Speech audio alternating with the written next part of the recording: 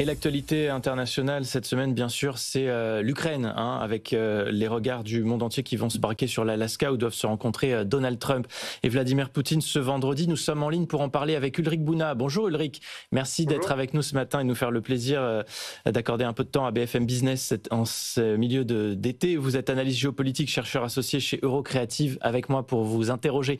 Caroline Loyer, bonjour Caroline. Bonjour. Et c'est une rencontre qui va peut-être rentrer dans l'histoire, Ulrich.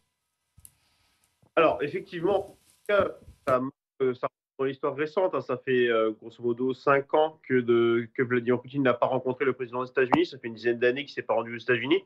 Donc, dans ce cadre-là, effectivement, c'est important. C'est aussi symbolique parce que c'est un petit peu, ça consacre en quelque sorte le retour de la Russie dans le concert des nations. Après, ce qu'il en aboutira, c'est un peu compliqué à dire.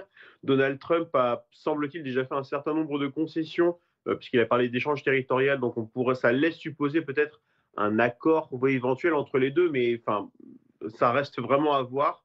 Il est possible qu'il en débouche pas grand-chose au-delà on va dire, peut-être d'un cessez-le-feu partiel et d'une très belle opération de communication de la part des deux hommes. Mais en tous les cas, effectivement, c'est quelque chose qui marque probablement, oui, peut-être pas un tournant, mais ça marque une nouvelle étape en tous les cas dans la guerre en Ukraine. Alors qu'en attendre exactement, c'est ça la question, hein, vous venez de le souligner, parce que Donald Trump parle d'un échange de territoire, Zelensky dit non, c'est complètement d'ailleurs anticonstitutionnel. En plus, si on parle d'échange, l'Ukraine aujourd'hui n'occupe qu'un tout petit bout de territoire dans la région de Koursk. Qu'est-ce qui peut se passer sur cette base? Alors, c'est à dire, je pense que vous avez bien résumé les choses. Ce qu'on peut en attendre, je pense, d'une part, c'est une très forte amélioration des relations bilatérales au-delà de l'Ukraine entre les États-Unis et la Russie. On peut peut-être s'attendre éventuellement à une espèce d'accord économique qui n'engagerait pas grand-chose, mais avec des promesses mirifiques d'investissement américain, un petit peu sur le modèle du deal sur les terres rares avec l'Ukraine, qui sera peut-être jamais mis en œuvre ou dans quelques années, mais on pourra avoir ce genre de choses. Il y aura probablement aussi des déclarations d'intention. Il y aura peut-être une espèce de proposition de cessez-le-feu plus ou moins partiel, plus ou moins sérieux par Vladimir Poutine à Donald Trump, histoire de faire plaisir à Donald Trump.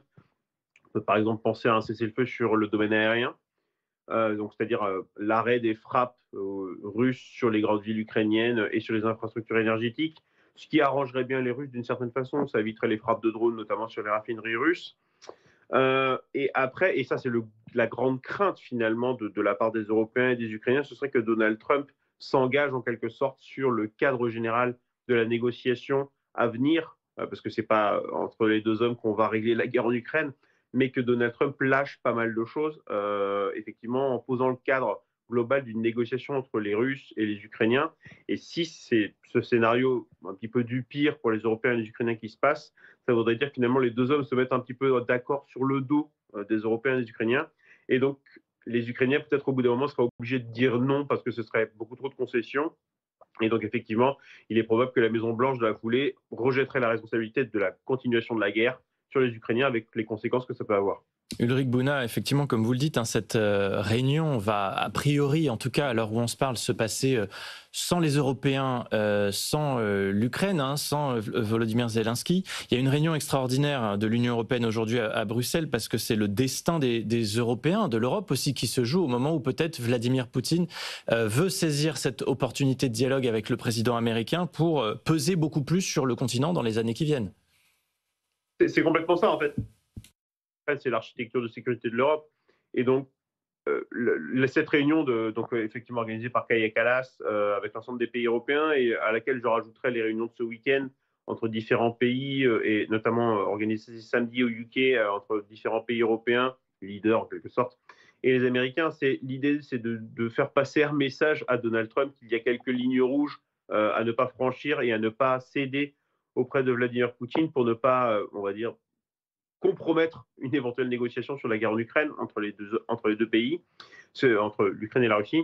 C'est effectivement dire pas grand-chose au-delà d'un cessez-le-feu finalement. Pas d'engagement sur des concessions territoriales, il faudra en décider.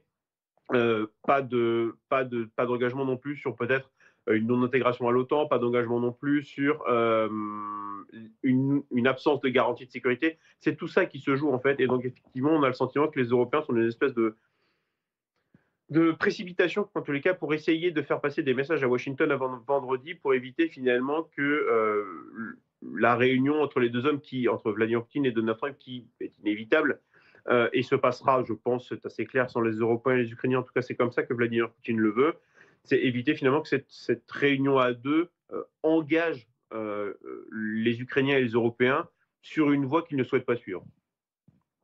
Merci beaucoup Ulrich Bouna pour votre analyse avec nous ce matin, chercheur associé chez Eurocreative.